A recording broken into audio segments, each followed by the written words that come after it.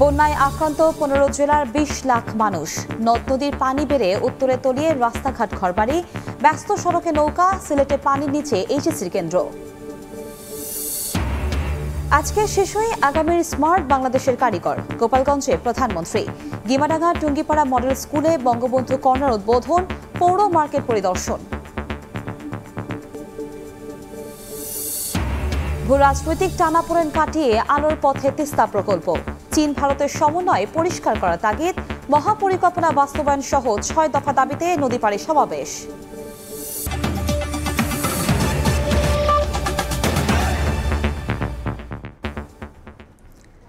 দেখছিলেন শিরোনাম। প্রবাসের সময় সঙ্গে আছি আমি কনক আজাদ।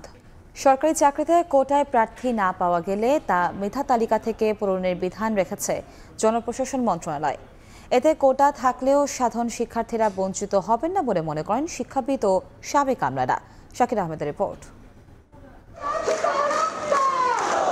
আদালতের রায়ে সরকারি চাকরিতে কোটা পদ্ধতি পুনর্বহালের সিদ্ধান্তের প্রেক্ষিতে আবারও মাঠে নেমেছেন চাকরি প্রত্যাশীরা। তাদের দাবি, এই ব্যবস্থার ফলে সাধারণ শিক্ষার্থীরা বৈষম্যের শিকার হবেন।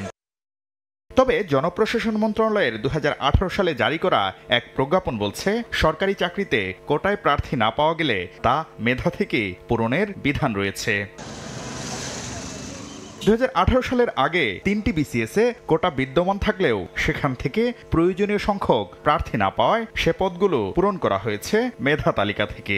33তম বিসিএসে এই ব্যবস্থার কারণে 77.40% প্রার্থী মেধার ভিত্তিতে নিয়োগ পেয়েছেন। 35তম বিসিএসে 67.49% এবং 36তম বিসিএসে 70.38% মেধার ভিত্তিতে নিয়োগ পেয়েছেন।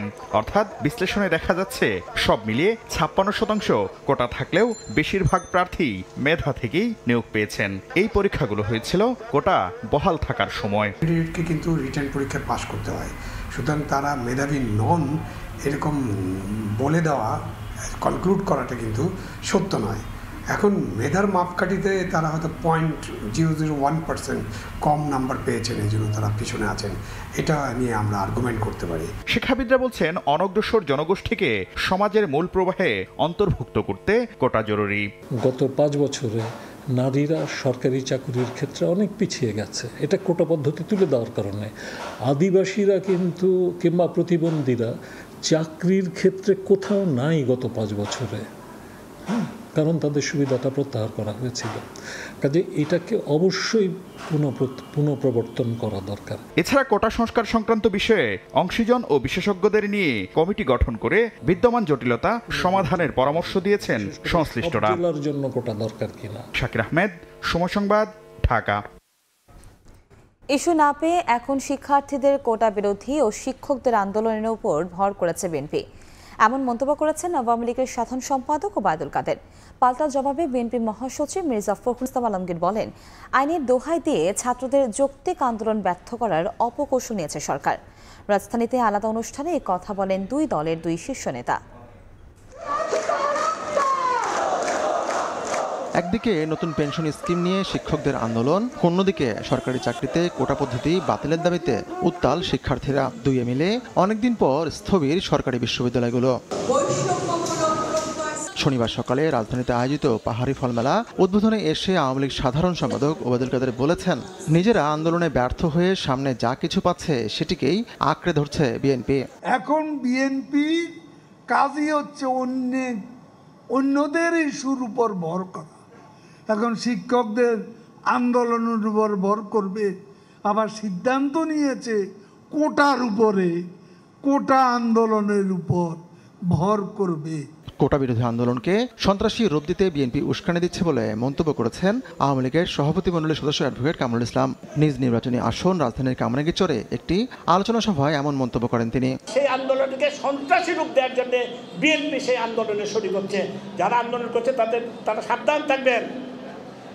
এই আন্দোলনকে সন্ত্রাসী রূপ দেওয়ার জন্য বিএনপি আজকে সেই আন্দোলনে কোনো ইস্যু নাই, সেই আন্দোলন শরিক হচ্ছে। অবশ্য সেসব অভিযোগ উড়িয়ে দিয়েছেন মির্জা ফখরুল ইসলাম আলমগীর। গুলশানে আয়োজিত সংবাদ সম্মেলনে বিএনপির মহাসচিব দাবি করেন, শিক্ষার্থীদের আন্দোলন ব্যর্থ করার অপকৌশল সফল হবে না। প্রশ্নই উঠতে পারে না যে আমরা বিএনপি তাদের উপর ভর করে সব কিছু ভর চাই তো আন্দোলন করেছি ভাই, আবার এদের উপর ভর করার আমাদের কারণটা কি থাকবে? তারা তাদের আন্দোলন করছে, আমাদের নৈতিক সমর্থন আছে তাদের প্রতি, যেটা আমরা বারবার করে বলছি যে আমাদের নৈতিক সমর্থন অবশ্যই থাকবে। একটা ন্যায়সঙ্গত আন্দোলনকে আমরা সমর্থন করব না। শিক্ষক ও শিক্ষার্থীদের আন্দোলনকে যৌক্তিক দাবি করে আন্দোলনকারীদের সঙ্গে একাত্মতা প্রকাশ করেন মির্জা ফখরুল। আমরা বিশ্ববিদ্যালয়ের শিক্ষক ও কর্মচারীদের এই যৌক্তিক আন্দোলন সমর্থন করছি। হাতিকুর রহমান তামাল, সময় সংবাদ, ঢাকা। প্রবাসের সময় আরো থাকছে। গাড়ি বহর নিয়ে প্রায় রূপগঞ্জের বিলাসবহুল ডুপ্লেক্স বাড়িতে যেতেন সাবেক আইজিপি বেনজির। অবশেষে দুদকের সহযোগিতায় সিলগালা করল জেলা প্রশাসন, টাঙানো হলো বিজ্ঞপ্তি। প্রধানমন্ত্রী শেখ হাসিনা বলেছেন, আগামীর স্মার্ট বাংলাদেশ চালাবে আজকের শিশুরাই, তাদের সেভাবেই গড়ে তুলতে হবে। শনিবার সকালে গিমাডাঙ্গা টুঙ্গিপাড়া মডেল সরকারি প্রাথমিক বিদ্যালয়ে বঙ্গবন্ধু কর্নার উদ্বোধন করে কথা বলেন তিনি। সরকার প্রধান আরও বলেন, ৭৫-এর পর ইতিহাস মুছে ফেলার অপচেষ্টা করা হয়েছে। সালাউদ্দিন ইয়ার ক্যামেরায় সানবির রিপোর্টের রিপোর্ট। গোপালগঞ্জ সফরের দ্বিতীয় দিন সকালে গিমাডাঙ্গা টুঙ্গিপাড়া মডেল প্রাথমিক বিদ্যালয়ে যান বঙ্গবন্ধু কন্যা প্রধানমন্ত্রী শেখ হাসিনা, যে বিদ্যালয়ে ১৯২৭ সালে প্রাথমিক শিক্ষা জীবনের হাতেখড়ি হয় জাতির পিতা বঙ্গবন্ধু শেখ মুজিবুর রহমানের। শনিবার সকাল ১১টায় স্কুলে পৌঁছানোর পর তাকে স্বাগত জানায় খুদে দুই শিক্ষার্থী। তাদের নিয়ে বঙ্গবন্ধু কন্যা সরাসরি চলে যান উদ্বোধনী মঞ্চে, যেখানে তিনি শিশুদের সঙ্গে নিয়ে বঙ্গবন্ধু কর্নার উদ্বোধন করেন। এরপরই সেখানে ঘুরে দেখেন সরকার প্রধান। এ সময় তিনি শিশুদের উদ্দেশ্যে কথা বলেন, জানান আজকের শিশুরাই আগামী দিনের স্মার্ট বাংলাদেশের কারিগর। একদিন চাঁদেও যেতে হবে, সেইভাবে নিজেদের প্রস্তুতি নেয়ার পরামর্শ দেন প্রধানমন্ত্রী। ছোট্ট সোনামণি, তোমাদের জন্য দোয়া আশীর্বাদ রইল। তোমরা লেখাপড়া শিখে বড় হও, কারণ স্মার্ট বাংলাদেশ গড়ে তুলবো। সেই বাংলাদেশে তো তোমরাই হবে আসল স্মার্ট, যা দেশ চালাবে, তাই না? তোমাদের মাছ থেকে হয়ে আসবে। আমার তো প্রধানমন্ত্রী, মন্ত্রী বড় বড় জায়গায় যাবে, গবেষণা করবে, বিজ্ঞানী হবে। আমরা একসময় চাঁদেও যাব, কোনো চিন্তা নাই। কাজে সবাইকে সেই এখন থেকে সেভাবে প্রস্তুতি নিতে হবে, পড়াশোনা করতে হবে। স্বাধীনতা লাভের পাশাপাশি ৭৫-এর পর ইতিহাস মুছে ফেলার যে চেষ্টা হয়েছে তা মানুষের জানা উচিত বলেও জানান সরকার প্রধান। মানুষের এটা জানা উচিত যে কীভাবে আমরা স্বাধীন হলাম, আর স্বাধীনতার পরেও আমাদের যে কাজগুলি সেগুলো আমাদের জানতে হবে। জাতির পিতা বঙ্গবন্ধু শেখ মুজিব ছোটোবেলা থেকেই কিন্তু সাধারণ মানুষের জন্য কাজ করতেন, এবং ওনার একটা মানুষের প্রতি একটা আলাদা দরদ ছিল। এরপর এসব বঙ্গবন্ধুকে জানে শীর্ষক ফটো অ্যালবামের মোড়ক উন্মোচন করেন প্রধানমন্ত্রী। সময় কাটান শিশুদের সঙ্গে, হাতে তুলে দেন শিক্ষা উপকরণ। গিমাডাঙ্গা স্কুল থেকে প্রধানমন্ত্রী যান টুঙ্গিপাড়া মাল্টিপারপাস পৌর সুপার মার্কেটে। সেখানে তাকে ফুল দিয়ে স্বাগত জানানো হয়। ২০২৩ সালে ৩৬ কোটি টাকা ব্যয়ে নির্মিত এই মার্কেট নানা কাজে ব্যবহৃত হবে, গ্রাম হবে শহর, সেই ধারণা থেকে নির্মিত বাণিজ্যিক এই ভবন পরিদর্শন করে ২ দিনের টুঙ্গিপাড়া সফর শেষ করেন সরকার প্রধান। সানবির রূপল, সময় সংবাদ, টুঙ্গিপাড়া, গোপালগঞ্জ। বেড়ে চলেছে যমুনা ও ব্রহ্মপুত্রের পানি, এতে উত্তরাঞ্চলের বন্যা পরিস্থিতির আরও অবনতি হয়েছে। নিম্নাঞ্চল ও চরাঞ্চলের নতুন নতুন এলাকা প্লাবিত হচ্ছে, বানভাসীদের ভোগান্তি চরমে পৌঁছেছে।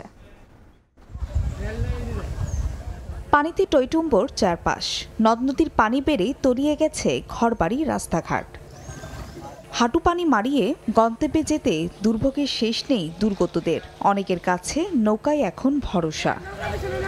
দিনাজপুরের ৫টি উপজেলার ২৫ ইউনিয়নের অর্ধলক্ষাধিক মানুষ পানিবন্দী। অন্যদিকে গাইবান্ধা সদর, ফুলছড়ি, সাঘাটা ও সুন্দরগঞ্জ উপজেলার ২৮ ইউনিয়নের ৫০,০০০ পরিবার গেল ৪ দিন ধরে পানির মধ্যেই মানবেতর জীবনযাপন করছেন। ঘরের পানি, উঠানে পানি, বাচ্চা কাচ্চা নিয়ে সবাই সমস্যা আছে। ল্যাট্রিন তলায় গেছে, থাকা খাওয়া খুবই অসুবিধা, পাক করে খাওয়া হয়ে জায়গাও নাই।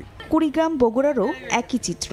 কুড়িগ্রামে ৫টি এবং বগুড়ার ৩টি উপজেলায় ১.৫ লক্ষাধিক বানভাসী রয়েছেন। ভিটেমাটি ছেড়ে বাধ্য হয়ে কেউ কেউ ছুটছেন আশ্রয় কেন্দ্রে, কেউ আবার উঁচু বাঁধে গবাদি পশু রেখে নিজেরা ঘরের ভেতর মাচা করে কষ্টে দিন কাটাচ্ছেন। বন্যায় পানি উঠছে ঘরে, গরুর ঘরে পানি উঠছে, এখন গরু ছোঁয়ার জায়গা নাই, এই জন্য শুকনো জায়গা রাখছি। আগে বাইরে হাইডিয়ে আসছি, আর এখন নৌকা দিয়ে আসা লাগে আসতে। এদিকে স্কুল কলেজেও পানি ঢুকে পড়ায় বগুড়া, সিরাজগঞ্জ, জামালপুর ও কুড়িগ্রামের কয়েকশো শিক্ষা প্রতিষ্ঠানে বন্ধ রয়েছে পাঠদান। এছাড়া সিলেট ও সুনামগঞ্জের বন্যা পরিস্থিতির উন্নতি হলেও নেই স্বস্তি। ফাহরিয়া ফারজানা, সময় সংবাদ। এদিকে দেশের ১৫টি জেলা বন্যা আক্রান্ত হয়ে পানিবন্দী ২০ লাখ মানুষ, এমনটাই জানিয়েছেন দুর্যোগ ব্যবস্থাপনা ত্রাণ প্রতিমন্ত্রী মুহিবুর রহমান। শনিবার দুপুরে সচিবালয়ে সংবাদ সম্মেলনে তিনি আরও বলেন, দুর্গতদের জন্য ত্রাণ পাঠানো হচ্ছে। বন্যা দীর্ঘস্থায়ী হলেও ক্ষয়ক্ষতি মোকাবেলায় প্রস্তুত সরকার। এই যে বন্যাগুলো এখানে প্রতি বছরই এটা কিন্তু হয়, এটা তো হিমালয় থেকে পাহাড়ের পানি ঢল নামে ভারত হয়ে বাংলাদেশে আসে। ধারণা করতেছি যে আগামী মাস বা তার পরের মাসেও এরকম আরেকটা বন্যা হওয়ার সম্ভাবনা। 15টা জেলায় এই বন্যার বিভিন্ন আমরা বর্তমানে আমাদের কাজ চলমান। বর্তমান বন্যাকে কেন্দ্র করে আমরা 3,10,00,000 টাকা ক্যাশ দিয়েছি, 8,700 মেট্রিক টন চাল দিয়েছি। এই দুর্যোগের জন্য শুরু হওয়ার আগে থেকে আমরা প্রস্তুত আছি এবং যখন যেটা যেখানে দরকার আমরা সাথে সাথে সেগুলো পৌঁছে দিচ্ছি। ভূ রাজনৈতিক টানাপোড়েন কাটিয়ে আলোর পথে তিস্তা প্রকল্প মহাপরিকল্পনায় চীন ভারত কিভাবে সমন্বয় করবে দ্রুততা পরিষ্কার করার দাবি নদী আন্দোলনকারীদের। একই সঙ্গে প্রধানমন্ত্রী বেইজিং সফরের মধ্য দিয়ে দ্রুত এর বাস্তবায়ন চান তারা। তারেকুল ইসলামের ক্যামেরায় নাজমুল ইসলামের সাথে প্রতিবেদন। ভারী বৃষ্টি কিংবা উজানের ঢল, তিস্তা ফুলে ফেপে ওঠা মানেই বসতভিটার ভাঙন আর একটু একটু করে নদীর তীর থেকে জনবসতি সরে যাওয়া। বেগম রোকেয়া বিশ্ববিদ্যালয়ের দুর্যোগ ব্যবস্থাপনা বিভাগের এক গবেষণার তথ্য অনুযায়ী যথাযথ পদক্ষেপের অভাবে গত 40 বছরে মূল প্রবাহের 3 থেকে 4 কিলোমিটার দূরে সরে গেছে তিস্তা। ক্রমান্বয়ে বড় হয়েছে বন্যা, ভাঙনের ক্ষয়ক্ষতি আর ঘর হারানো মানুষের সংখ্যা। রান্নাবান্না এই মাছের উপরে করতেছি, আমরা কোনো রকম জীবনটা নিয়ে বাঁচি আছি। বিছনাত ঘুম পারবে পাই না, হলে আস্তে খালি কোনো রকম করে হাঁটাহাঁটি চলাফেরা হয়েছে, চোখে তো দেখিনি। আমরা কোনো তেরান কিছু চাই না, আমরা নদী শাসন চাই। প্রধানমন্ত্রীর ভারত সফরের পর আবারও আলোচনায় তিস্তা মহাপরিকল্পনা। ভূ রাজনৈতিক নানা সমীকরণ ভেদ করে একই প্রকল্পে ভারতের সঙ্গে সমন্বয় করে কাজ করতে আগ্রহী হয়েছে চীনও। এই নদী গবেষকের মতে প্রধানমন্ত্রীর আসন্ন চীন সফরে ঝুলে থাকা প্রকল্পটির ইতি টানা জরুরি। চীন করুক, ভারত করুক কিংবা দুই দেশ একসাথে করুক, এই জুলাইয়ে এই মহাপরিকল্পনা বিষয়ক সমস্ত ধোঁয়াশা দূর হওয়াটা অত্যন্ত জরুরি। অধিকার কর্মীদের মতে চীন ভারত তিস্তা মহাপরিকল্পনায় কিভাবে সমন্বয় করবে সেটি দ্রুত পরিষ্কার করার সময় এসেছে। না হলে এই প্রকল্প ঘিরে যে আশার আলো দেখা যাচ্ছে সেটিতে আবারও ভাটা পড়বে। ভারত কোন পাটে কাজ করবে এবং আর সমগ্র এই কাজটি কিভাবে হবে এটা কিন্তু এখনো পর্যন্ত আমাদের কাছে পরিষ্কার নয়। এটা পরিষ্কার হলেই এই উত্তর জনপদের মানুষ নতুন করে ভাবনা দেখবে এবং নতুন করে স্বপ্ন দেখবে। এদিকে তিস্তা মহাপরিকল্পনা বাস্তবায়ন সহ 6 দফা দাবিতে তিস্তা সমাবেশের ডাক দিয়েছে তিস্তা বাঁচাও নদী বাঁচাও সংগ্রাম পরিষদ। নাজমুল ইসলাম নিশাত, সময় সংবাদ, রংপুর। এদিকে তিস্তা মহাপরিকল্পনা বাস্তবায়ন সহ 6 দফা দাবিতে রংপুরের কাউনিয়ায় সমাবেশ করেছে তিস্তা বাঁচাও ও নদী বাঁচাও সংগ্রাম পরিষদ। নদীর দুই পাড়ের মানুষের দাবি চীন ভারত নয়, নিজের টাকায় তিস্তা খননের। নদীর উল্টো স্রোতে নৌকা নিয়ে তিস্তা মহাপরিকল্পনা বাস্তবায়নের জন্য সমাবেশে যোগ দিতে আসেন শত শত মানুষ। নৌকার উপর তৈরি করা হয়েছে মঞ্চ। এরপর সমাবেশের শুরুতেই তিস্তাপাড়ের মানুষের লাঠি খেলা। তিস্তা বাঁচাও নদী বাঁচাও সংগ্রাম পরিষদের উদ্যোগে এই সমাবেশকে ঘিরে নদী এবং সড়ক পথে ব্যানার ফেস্টুন নিয়ে অংশ নেন নদী আন্দোলনের নেতাকর্মীরা। তিস্তা মহাপরিকল্পনা বাস্তবায়ন না হলে তাদের জীবন জীবিকা অনিশ্চয়তার মধ্যে পড়েছে বলছেন নদী পাড়ের বাসিন্দারা। খরার মৌসুমে তারা পানি পায় না সেচের জন্য, এবং বর্ষার মৌসুমে তিস্তার বুকটা যদি ভরে গেছে, পানিগুলো দুই কিনার দিয়ে যায় এবং ভাঙনটা তীব্র হয়। এদিকে চীন ভারত নয়, নিজের টাকায় তিস্তা খননের দাবি নদী আন্দোলনের নেতাদের। মাননীয় প্রধানমন্ত্রী, আপনি চীনে যাচ্ছেন, চীন থেকে এসে যদি আপনারা সমঝোতা আনতে না পারেন তাহলে আমরা বলবো নিজস্ব অর্থায়নে এক্ষুনি আমাদের কাজ শুরু করতে হবে। তিস্তাপাড়ের প্রায় 20,000 মানুষ এই সমাবেশে অংশ নেন। রেদওয়ান হিমেল, সময় সংবাদ, রংপুর। জট খুলছে না মোংলা বন্দর সম্প্রসারণ ও আধুনিকীকরণের পরিকল্পনায়। বন্দরের 6টি জেটি বাংলাদেশ, ভারত ও চীনের করার কথা থাকলেও শুরু হয়নি কাজ। তবে বন্দর কর্তৃপক্ষ এ নিয়ে সরাসরি মন্তব্য করতে নারাজ। ব্যবসায়ীরা বলছেন অবকাঠামো সুবিধা না বাড়ায় ক্ষতি হচ্ছে তাদের। আর কূটনৈতিক ভারসাম্য বজায় রেখে বিচক্ষণতার সঙ্গে প্রকল্প বাস্তবায়নের পরামর্শ বিশ্লেষকদের। তাজওয়াল মাহমুদের রিপোর্ট। মোংলা বন্দরকে বাংলাদেশের প্রথম স্মার্ট বন্দর হিসেবে গড়ে তুলতে 2023 সালের সেপ্টেম্বরে একটি প্রকল্প পাশ হয় একনেকে। যেই প্রকল্প অনুযায়ী 6টি নতুন অত্যাধুনিক জেটি তৈরি করার কথা রয়েছে এই মোংলা বন্দর ঘিরে। অথচ গত 11 মাসেও সেই প্রকল্পের কোনো কাজের অগ্রগতি হয়নি। 4,283 কোটি টাকা ব্যয়ে এই প্রকল্পের কাজ শুরু হওয়ার কথা ছিল এবছরের 1 জুলাই থেকে। সময় পার হয়ে গেলেও এখনো কাজ শুরু হওয়ার কোনো লক্ষণ না থাকায় ক্ষিপ্ত বন্দরের ব্যবসায়ীরা। বন্দরের ড্রাফট 8 থেকে 10-এ নিয়ে আসার সমস্ত ব্যবস্থা করতে হবে, পাশাপাশি জেটি সংখ্যা বাড়াতে হবে এবং প্রাইভেট ডিপো বাড়ানোর জন্য এবং পারমিশন দেওয়ার জন্য বন্দরের চেয়ারম্যানকে নিশ্চিত করতে হবে। গত সেপ্টেম্বরে পাশ হওয়া প্রকল্প ঘিরে হঠাৎ এবছরের জানুয়ারির পর পাল্টে যায় দৃশ্যপট। প্রকল্পটি আবার যাচাই বাছাই করতে বলা হয় নৌপরিবহন মন্ত্রণালয়ে। আটকে যায় বন্দরের উন্নয়ন মহাপরিকল্পনা। সবশেষ যাচাই বাছাই করে ফের মন্ত্রণালয়ে প্রতিবেদন পাঠিয়েছে বন্দর কর্তৃপক্ষ। কবে এই প্রকল্প পুনরায় একনেকে পাশ হবে সেটা বলা যাচ্ছে না। একদিকে গেছিল, পরে আবার আরো কিছু তথ্য চেয়ে আমাদের কাছে পাঠালো, তথ্য দিয়ে আমরা নৌ পরিবহন মন্ত্রণালয়ে দিয়েছি। এখন মন্ত্রণালয় আছে না, তারা পরিকল্পনা কমিশনে পাঠিয়েছে। এটা তো আর আমাদের মন্ত্রণালয় তো আমাদের উপরে, তাই না? সরকার চাইছে নতুন 6টি জেটি নির্মাণ করবে বাংলাদেশ, ভারত ও চীনের 3 কোম্পানি দিয়ে। এরই মধ্যে চীনা একটি কোম্পানি চ্যানেল ড্রেজিং এর কাজ অর্ধেক শেষ করেছে। সংশ্লিষ্টরা ধারণা করছেন মোংলা বন্দর উন্নয়ন প্রকল্পটিও তিস্তা প্রকল্পের মতো চীন ভারতের প্রতিদ্বন্দ্বিতায় পরিণত হয়েছে।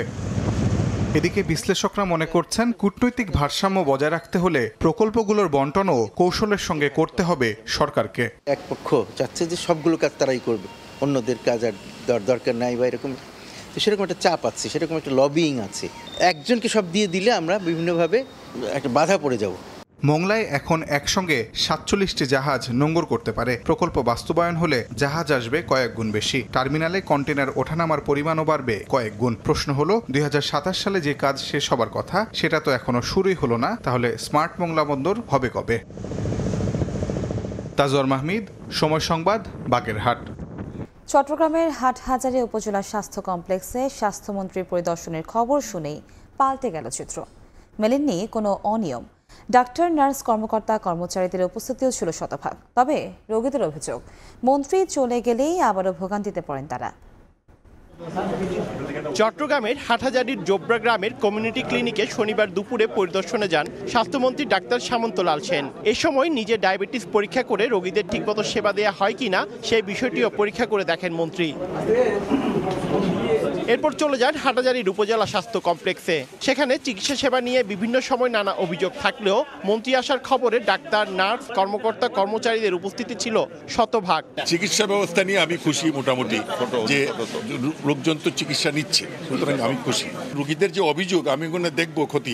তবে সেবা প্রত্যাশীরা জানান স্বাস্থ্যমন্ত্রী চলে গেলেই সেবা পেতে আবারও ভোগান্তিতে পড়েন তারা। না, এখানে কোনো রকমের কোনো ট্রিটমেন্ট নাই। এর আগে নগরীর গোয়াছি বাগান এলাকায় নির্মাণাধীন 150 শয্যার বিশেষায়িত burn and plastic surgery unit প্রকল্প পরিদর্শন করেন স্বাস্থ্যমন্ত্রী। পরে চট্টগ্রাম মেডিকেল কলেজ হাসপাতালের বিভিন্ন ওয়ার্ডে রোগী ও ডাক্তারদের সঙ্গে মতবিনিময় সভায় অংশ নেন তিনি। আমার অনেক দিনের স্বপ্ন এই বার্ন ইউনিটটাকে বাস্তবায়ন করা। সে প্রায় 22 বছর হবে আমি এটা নিয়ে যুদ্ধ করতেছি। চট্টগ্রাম মেডিকেল কলেজ হাসপাতালের এমআরআই, সিটি স্ক্যান মেশিন নষ্ট থাকার খবর শুনে দুঃখজনক বিষয় বলে মন্তব্য করেন স্বাস্থ্যমন্ত্রী। পার্থপ্রতিম বিশ্বাস, সময় সংবাদ, চট্টগ্রাম। বর্ষাকালে সিটি কর্পোরেশনের অনুমতি না পেয়ে চুরি করে রাস্তা খনন করে ওয়াসা ও তিতাস। এমন বিস্ফোরক মন্তব্য করেছেন ঢাকা দক্ষিণ সিটি মেয়র শেখ ফজলে নূর তাপস। শনিবার সকালে রাজধানীর ভিআইপি সম্মেলন কক্ষে সেমিনারে তিনি কথা বলেন। 2020 সালে ওয়াসার কাছ থেকে ঢাকার খালগুলো 2 সিটি কর্পোরেশন বুঝে নেওয়ার পর 4 বছর পার হলেও রাজধানীর জলাবদ্ধতার তেমন কোনো উন্নতি হয়নি। অল্প বৃষ্টিতেই তলিয়ে যাচ্ছে রাজধানীর বিভিন্ন এলাকা। রাজধানীর ভিআইপি সম্মেলন কক্ষে ঢাকার জলাবদ্ধতা নিরসন ও নান্দনিক পরিবেশ সৃষ্টিতে খাল পুনরুদ্ধার নিয়ে এক সেমিনারে উঠে আসে ঢাকার জলাবদ্ধতার কথা। খালগুলো পুনরুদ্ধারে শুধু জরিমানা করলে হবে না, আইনের মধ্য থেকে কারাদণ্ড দেওয়ার পরামর্শ নগর পরিকল্পনাবিদদের। খাল দখল এবং দূষণকারী কারাদণ্ডের বিধান প্রয়োগ করতে হবে। গ্রহণযোগ্য সমাধান যদি করতে না পারি উদ্ধার করে কোনো লাভ হবে না। সেমিনারে ঢাকা সিটি কর্পোরেশনের মেয়র বলেন, বর্ষাকালে রাস্তা খননের জন্য কোনো সংস্থাকে অনুমতি দেবে না জানিয়ে আগেই নোটিশ করা হয়েছে। এরপরও না জানিয়ে চুরি করে ওয়াসা ও তিতাস রাস্তা খনন করে কাজ করছে। বিনা অনুমতিতে তিতাসের কর্তৃপক্ষ তারা সেই সড়ক, কয়েকটি সড়ক তারা খনন বিনা অনুমতি। কিভাবে সম্ভব?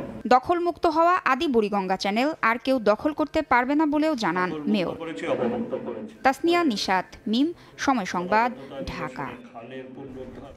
নারায়ণগঞ্জের রূপগঞ্জে পুলিশের সাবেক মহাপরিদর্শক বেনজির আহমেদের অত্যাধুনিক ডুপ্লেক্স বাংলো বাড়িটি আদালতের নির্দেশে জব্দ ও সিলগালা করা হয়েছে। দুদকের জেলা সমন্বিত কার্যালয়ের সহযোগিতায় জেলা প্রশাসন বিকেলে অভিযান পরিচালনা করে। এ সময় বাড়ির প্রধান ফটকে ক্রোক বিজ্ঞপ্তি সাইনবোর্ড টানানো হয়। ইউরোপ কিংবা উন্নত রাষ্ট্রের বাড়ির আদলে নির্মিত বাংলো বাড়ি 2021 সালে 24 কাঠা জমির উপর 10 কোটি টাকা ব্যয়ে 2 তলা ডুপ্লেক্স বাড়িটি নির্মাণ করেন পুলিশের সাবেক আইজিপি বেনজির আহমেদ। নারায়ণগঞ্জের রূপগঞ্জ উপজেলার গুতিয়াবো এলাকায় আনন্দ হাউজিং সোসাইটি নামে আবাসন প্রকল্পে বিলাসবহুল এই বাড়িতে নিয়মিত আসা যাওয়া করতেন তিনি ও তার পরিবারের সদস্যরা। এটা আমাদের জনগণের টাকা দিয়ে এই সম্পদ করছে। কেবল বেনজির সাহেব না, সরকারের ঊর্ধ্বতন পর্যায়ে যারা এই দুর্নীতির সাথে সংযুক্ত আছেন তাদের প্রত্যেকের বিরুদ্ধেই সরকারের বিভিন্ন মহলকে পদক্ষেপ নেওয়ার জন্য বিনীত অনুরোধ জানাবো।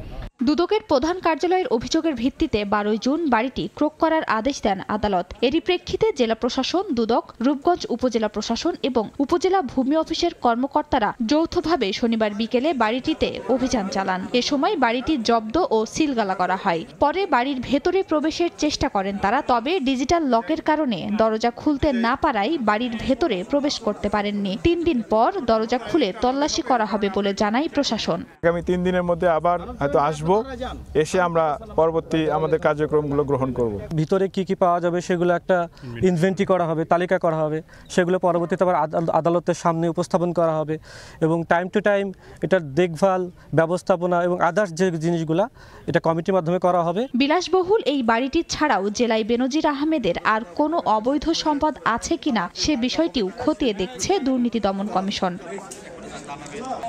সময় সংবাদ, নারায়ণগঞ্জ। কক্সবাজারের রোহিঙ্গা ক্যাম্পগুলোতে অপরাধ যেন নিয়মিত ঘটনা। প্রতিদিনই কোনো না কোনো ক্যাম্পে ঘটছে হত্যা, গোলাগুলি কিংবা অপহরণ।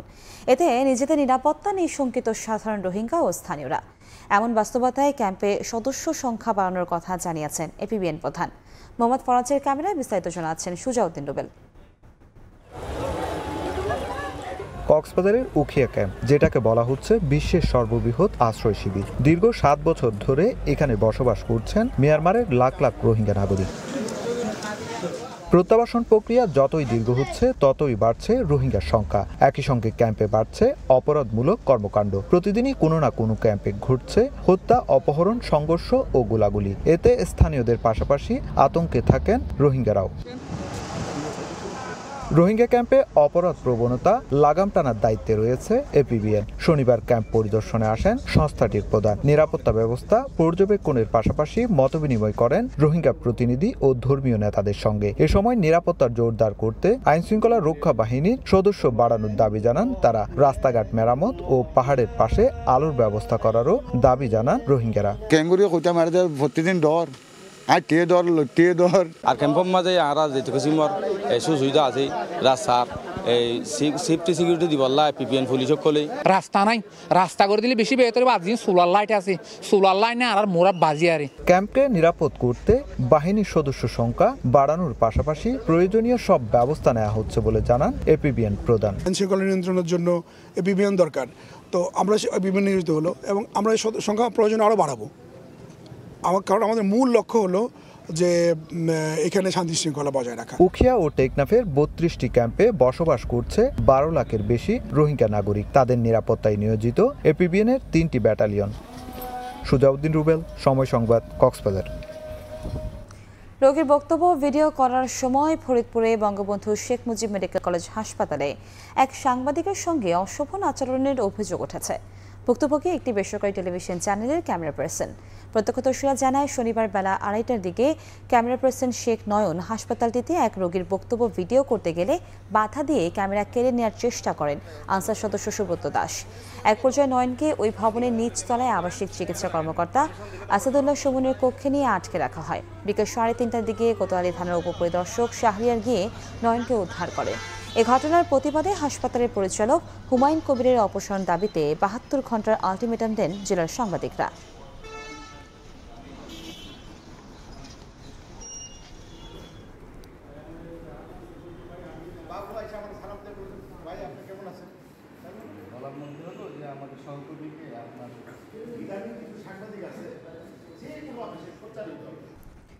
আইপিটিভি ও ওটিটির অবাধ ব্যবহারে হুমকির মুখে পড়েছে কেবল ব্যবসা।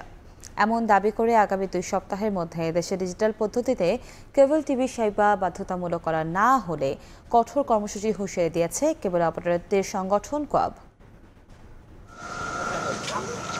প্রযুক্তির কল্যাণে স্যাটেলাইট চ্যানেলগুলো কেবল টেলিভিশনে সম্প্রচারের সীমাবদ্ধতা ছাড়িয়েছে অনেক আগেই। ইন্টারনেটের কল্যাণে দেশের প্রত্যন্ত অঞ্চল পর্যন্ত পৌঁছে গেছে বিভিন্ন অনলাইন প্ল্যাটফর্ম, যা ব্যবহারে আগ্রহ বাড়ছে সাধারণ মানুষের। বিশ্ব যখন সম্প্রচারে এগিয়ে চলেছে, তখন সরকারি নীতিমালায় আটকে রয়েছে বাংলাদেশের কেবল টেলিভিশন চ্যানেলের সংখ্যা। এ অবস্থায় দর্শক চাহিদা বিবেচনায় দেশব্যাপী ডিজিটাল পদ্ধতিতে কেবল টিভি চ্যানেল সংখ্যা বাড়ানোর দাবি তুলেছেন ব্যবসায়ীরা।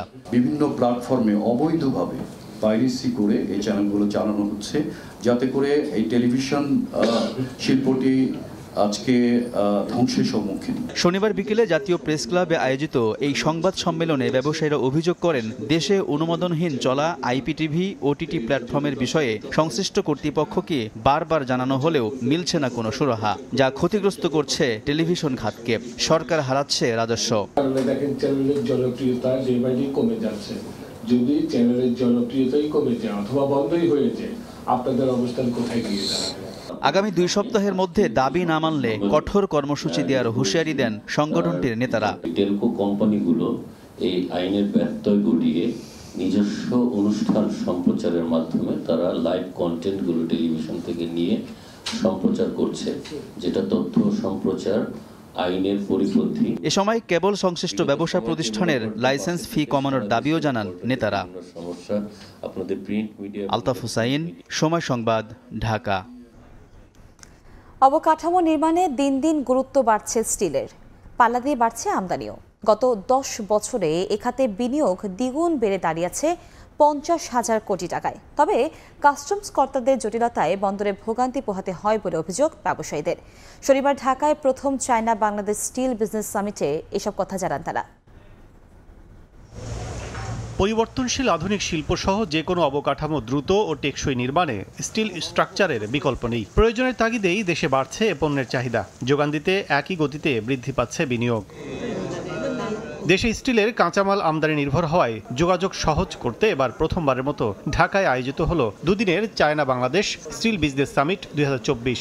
রাজধানীর একটি 5 তারকা হোটেলে যৌথভাবে এই আয়োজন করে Bangladesh iron and steel importers association ও alliance of China steel import and export. এতে সর্বকারী হিসেবে অংশ নেয় চায়নার 24টি প্রতিষ্ঠান, যা ব্যবসা সহজীকরণে নতুন মাত্রা যোগ করছে বলে জানান বাংলাদেশের স্টিল আমদানিকারকরা। তবে চায়না পণ্যের শুল্কায়নে কাস্টমস বিভাগকে সহযোগী হওয়ার প্রত্যাশা তাদের। বিভিন্ন মেগা প্রজেক্টে এটা ব্যবহার হচ্ছে, এটা আমাদের বাংলাদেশের জন্য গুরুত্বপূর্ণ। কাস্টম গেলে আছে চায়না কথা হলে তাদের মাথা ব্যথা হয়ে যায়। ডিক্লার অনুযায়ী যে আমার ডিউটি না হয়, তাদের মন গলা হিসাবে ট্যারিফ বিভিন্ন দিক দিয়ে আমাদের ইম্পোর্টারদের হ্যারাসমেন্ট করে। দেশে প্রথমে আয়োজন ভবিষ্যতে ব্যবসা আরো সহজ ও বৃদ্ধি করবে বলছেন দুদেশের ব্যবসায়ী নেতারা। তারা যেভাবে স্টিল উৎপাদনে এগিয়ে আসছে, এখন আমাদের বাংলাদেশিদের সময় এসেছে যে যেখান থেকে অল্প দামে ভালো মাল আনতে পারবো সেখানেই যাওয়া। In the future, welcome all Bangladesh importers. If need something, we try to supply best service for local market. দীর্ঘ পরিক্রমায় স্টিল শিল্প সেভাবে দেশে গড়ে না ওঠায় আমদানি নির্ভরতা কাটছে না সহসাই। সবশেষ 10 বছরে দেশে এ খাতে আমদানি বাড়ায় বিনিয়োগ হয়েছে দ্বিগুণ, যার পরিমাণ প্রায় 50,000 কোটি টাকা। কাজল আব্দুল্লাহ, সময় সংবাদ, ঢাকা। ক্ষমতায় বসেই অবৈধ অভিবাসীদের নিয়ে বড় সিদ্ধান্ত নিলেন যুক্তরাজ্যের প্রধানমন্ত্রী কিয়ার স্টারমার। রুয়ান্ডা অভিবাসন পরিকল্পনা বাতিল ঘোষণা করলেন তিনি। প্রথম কার্যদিবসে 10 নম্বর ডাউনিং স্ট্রিটে নতুন মন্ত্রিসভার সঙ্গে বৈঠক করেন ব্রিটিশ প্রধানমন্ত্রী। এ সময় অর্থনৈতিক স্থিতিশীলতা ফিরিয়ে আনা, স্বাস্থ্যসেবা খাতকে গতিশীল করা সহ গুরুত্বপূর্ণ ইস্যু নিয়ে আলোচনা হয়। গেল শুক্রবার যুক্তরাজ্যের নির্বাচনে কনজারভেটিভ পার্টিকে ধসিয়ে দিয়ে নিরঙ্কুশ জয় পায় লেবার পার্টি। নতুন প্রধানমন্ত্রী হন কিয়ার স্টারমার। দায়িত্ব নিয়ে বাকিংহাম প্যালেস থেকে ফিরেই মন্ত্রিসভা গঠনের কাজ শুরু করেন। নতুন মন্ত্রিসভায় উপপ্রধানমন্ত্রী হয়েছেন অ্যাঞ্জেলা রায়নার, স্বরাষ্ট্রমন্ত্রী ইভেতে কোপার ও পররাষ্ট্রমন্ত্রী ডেভিড ল্যামি। আর দেশটির ইতিহাসে প্রথম নারী অর্থমন্ত্রী হিসেবে নিয়োগ পেয়েছেন র্যাচেল রিভস। এছাড়া অন্যান্য মন্ত্রণালয়ের জন্যও একে একে দায়িত্ব বন্টন করেন ব্রিটিশ প্রধানমন্ত্রী স্টারমার। শনিবার 10 নং ডাউনিং স্ট্রিটে প্রথমবারের মতো নতুন মন্ত্রিসভার সঙ্গে বৈঠকে বসেন কিয়ার স্টারমার। এ সময় যুক্তরাজ্যকে পুনর্নির্মাণ ও পুনরাবিষ্কার করার প্রতিশ্রুতি ব্যক্ত করেন নতুন প্রধানমন্ত্রী। এছাড়া কিভাবে অর্থনৈতিক স্থিতিশীলতা ফিরিয়ে আনা যায়, স্বাস্থ্যসেবা খাতকে গতিশীল করা যায় তা নিয়েও আলোচনা হয়। এর পরপরই প্রথম সংবাদ সম্মেলনে সাংবাদিকদের বিভিন্ন প্রশ্নের উত্তর দেন স্টারমার। এ সময় কনজারভেটিভ পার্টির শঙ্কা সত্যি করে ইংলিশ চ্যানেল পাড়ি দিয়ে যুক্তরাজ্যে প্রবেশকারী অভিবাসন প্রত্যাশীদের রুয়ান্ডায় পাঠানোর বিতর্কিত প্রকল্প বাতিলের ঘোষণা দেন স্টারমার। এদিকে লেবার সরকার রুয়ান্ডা নীতি বাতিল করায় আশ্রয় প্রার্থীদের নির্বাসনের চেষ্টার খরচ পুনরুদ্ধার করা যাবে না। এতে পূর্ববর্তী রক্ষণশীল সরকারের নেয়া প্রকল্পের পুরো অর্থই অপচয় হলো বলে মনে করা হচ্ছে। অবশ্য নির্বাচনের আগেই বিশ্লেষকদের আশঙ্কা ছিল সুনাকের দল হারলে রুয়ান্ডা নীতিতে ক্ষতি হবে অন্তত 32 কোটি পাউন্ড। কারণ রুয়ান্ডা প্রকল্পে বিগত সুনাক প্রশাসন এরই মধ্যে এই অর্থ খরচ করে ফেলেছে। জান্নাতুল সাদিয়া, সময় সংবাদ। অবশেষে নানা নাটকীয়তার পর ইরানের প্রেসিডেন্ট হলেন সংস্কারপন্থী নেতা মাসুদ পেজেশকিয়ান। দেশের দ্বিতীয় দফায় নির্বাচনে বিপুল ভোটে জয় লাভ করেন তিনি। এর মধ্য দিয়ে হেলিকপ্টার দুর্ঘটনায় নিহত প্রেসিডেন্ট ইব্রাহিম রাইসির স্থলাভিষিক্ত হচ্ছেন সাবেক স্বাস্থ্যমন্ত্রী। দিনভর টানটান উত্তেজনা, কে আসবেন ক্ষমতায়। এরই মধ্যে 3 দফায় 2 ঘন্টা করে বাড়ানো হয় ভোটের সময়। শুক্রবার এভাবেই কাটে ইরানের বাসিন্দাদের দিন। অবশেষে শনিবার স্থানীয় সময় সকালে আসে সে মাহেন্দ্রক্ষণ। ইরানের প্রেসিডেন্ট নির্বাচনের দ্বিতীয় দফার ভোট গ্রহণ শেষে জয়ী হয়েছেন সংস্কারপন্থী নেতা মাসুদ পেজেশকিয়ান। 1,63,84,403টি ভোট পেয়ে জয় ছিনিয়ে আনেন তিনি। অপরদিকে তার প্রতিদ্বন্দ্বী কট্টরপন্থী প্রার্থী সাইদ জালিলি পান 1,35,38,179 ভোট। এর মধ্য দিয়ে হেলিকপ্টার দুর্ঘটনায় নিহত প্রেসিডেন্ট ইব্রাহিম রাইসির স্থলাভিষিক্ত হচ্ছেন পেজেশকিয়ান। দ্বিতীয় দফার নির্বাচনে ভোটারের উপস্থিতি ছিল বেশি। ভোট দেন প্রায় 50% ভোটার। এর আগে 28 জুন আয়োজিত প্রথম দফার নির্বাচনে ভোটার উপস্থিতি ছিল প্রায় 40%। ইরানের নবনির্বাচিত প্রেসিডেন্ট পেজেশকিয়ান একজন হৃদরোগ বিশেষজ্ঞ। দেশটির উত্তরাঞ্চলীয় তাবরিজ অঞ্চল থেকে 5 বার নির্বাচিত পার্লামেন্ট সদস্য হিসেবে দায়িত্ব পালন করেন তিনি। 2001 থেকে 2005 সাল পর্যন্ত ছিলেন স্বাস্থ্যমন্ত্রীর দায়িত্বে। এছাড়া 2016 থেকে 2020 সাল পর্যন্ত দেশটির পার্লামেন্টের ডেপুটি স্পিকারের দায়িত্ব পালনের অভিজ্ঞতা রয়েছে তার। মৌসুমী সাথী, সময় সংবাদ। এমিলিয়ানো মার্তিনেজকে বিশ্বের সেরা গোলরক্ষক হিসেবে অভিহিত করলেন লিওনেল মেসি।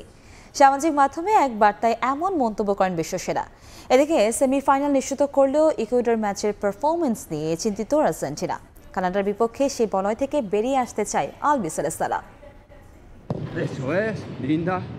ঠিক এই মুহূর্তে আর্জেন্টিনার সবচেয়ে বড় তারকা এমিলিয়ানো মার্তিনেজ। দলে লিওনেল মেসি থাকার পরও এমন মন্তব্য অবশ্যই ধৃষ্টতার শামিল। তবে যদি ম্যাচে ইম্প্যাক্টের কথা বিবেচনা করা হয়, একজন এন্টি আর্জেন্টাইনও এমন বক্তব্য মেনে নেবেন নির্দ্বিধায়।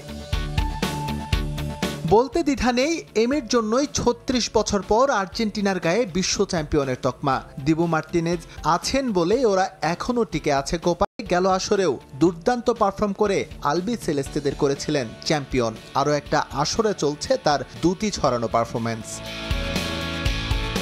37 বছর বয়সে অনেক কিছুই এখন আর আগের মতো হচ্ছে না লিটল ম্যাজিশিয়ানের। পেনাল্টি মিসের খেসারত হয়তো বা বিশ্ব সেরাকে গুনতে হতো মহাদেশীয় এই আসর থেকে বিদায়ের মধ্য দিয়ে। এমিলিয়ানো মার্তিনেজের জন্যই আরও একবার কোপা আমেরিকার মাঠে নামা হবে লিওনেল মেসির।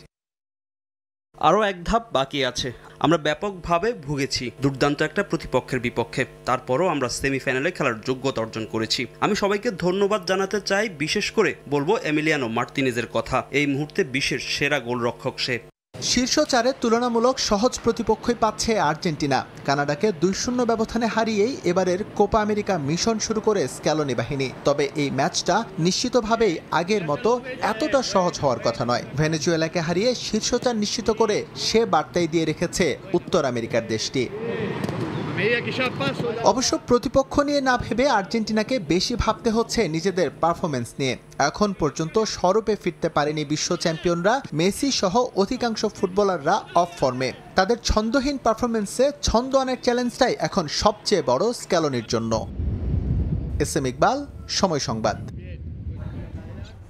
এ পর্যায়ে শীর্ষ সংবাদগুলো জানিয়ে দিচ্ছে আরেকবার। বন্যায় আক্রান্ত 15 জেলার 20 লাখ মানুষ। নদ নদীর পানি বেড়ে উত্তরে তলিয়ে রাস্তাঘাট, ঘরবাড়ি। ব্যস্ত সড়কে নৌকা, সিলেটে পানির নিচে HEC কেন্দ্র।